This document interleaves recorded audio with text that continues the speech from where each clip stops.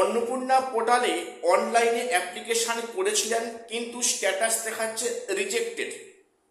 এবং আপনারা খুব চিন্তার মধ্যে আছেন যে রিজেক্টটা কেন হলো, আমার কোথায় কি ভুল ছিল, এবং এখন এর সলিউশন কি আছে, আমি কি পুনরায় ফর্মটি সাবমিট করতে পারবো, নাকি এখানে পরবর্তী ক্ষেত্রে পুনরায় কোনো অপশান দেওয়া হবে। প্রথম বলি, এ নিয়ে যারা দুশ্চিন্তা করছেন আজকে ভিডিওটা সবটা দেখুন।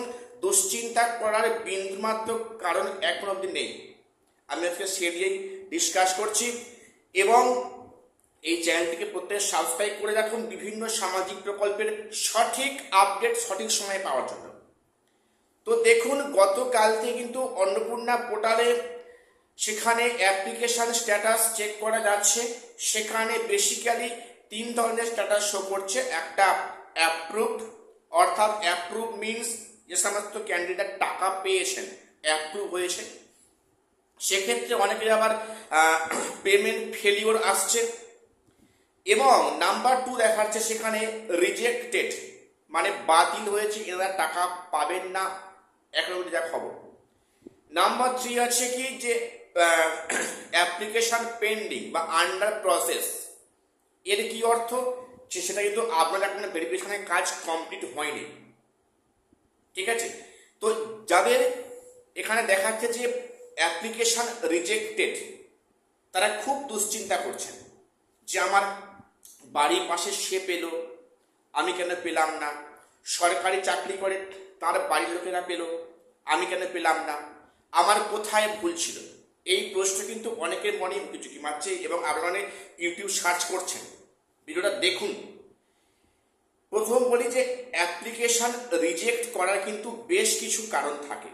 সেখানে ভুল তথ্য ইনপুট করলে, এবং সেখানে ইনপুট করা তথ্যের সঙ্গে যদি আপনার স্ক্যান কপি না মেলে, বা সেক্ষেত্রে ডকুমেন্টস আপলোডের সময় স্ক্যান কপি যদি আবছা হয়, যদি ব্লার হয়ে যায় সেক্ষেত্রে, এবং সেখানে যাদের সঠিক তথ্য পূরণ করেনি সেখানে কিন্তু ফর্ম ক্যান্সেল হয়ে যায়, রিজেক্ট হয়ে যায়। এখন বিভিন্ন ব্লক অফিসে ভেরিফিকেশনের কাজ কন্টিনিউ হচ্ছে, জোর কলমে কিন্তু কাজ হচ্ছে। এবং যাদের রিজেক্ট শো করছে, চিন্তা করার কারণ এখন কিন্তু নেই। সরকার থেকে প্রায় 3 মাস বা 90 দিন টাইম দিয়েছেন। এখন একটা প্রিলিমিনারি লেভেলে একটা ভেরিফিকেশন হচ্ছে। এখানে যারা বাদ পড়ছেন এখনই দুশ্চিন্তা নয়, আপনার ধৈর্য ধরুন। আশা করছি কিছুদিন পরে কিন্তু একটা নতুন একটা ভালো খবর আসবে। খবর মিন সেখানে এডিট অপশান দেবে, এবং সেখানে একটা পুনরায় অ্যাপ্লিকেশন করার সুযোগ দেওয়া হবে।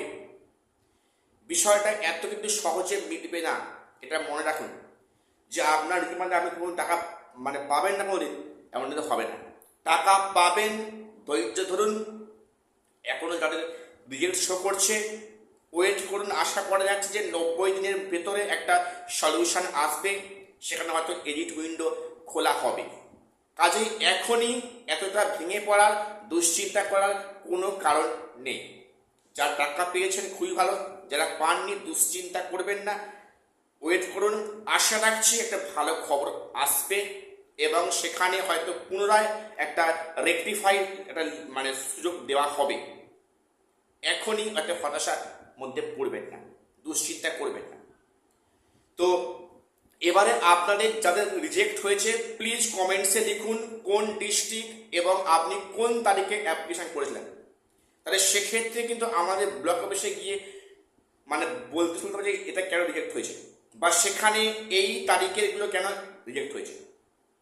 প্লিজ কমেন্টসে আপনারা লিখুন যে কোন ডিস্ট্রিক্ট থেকে কার কোন তারিখে অ্যাপ্লিকেশন রিজেক্ট হয়েছে। প্লিজ লিখুন। দেখা হচ্ছে পরের ভিডিওতে।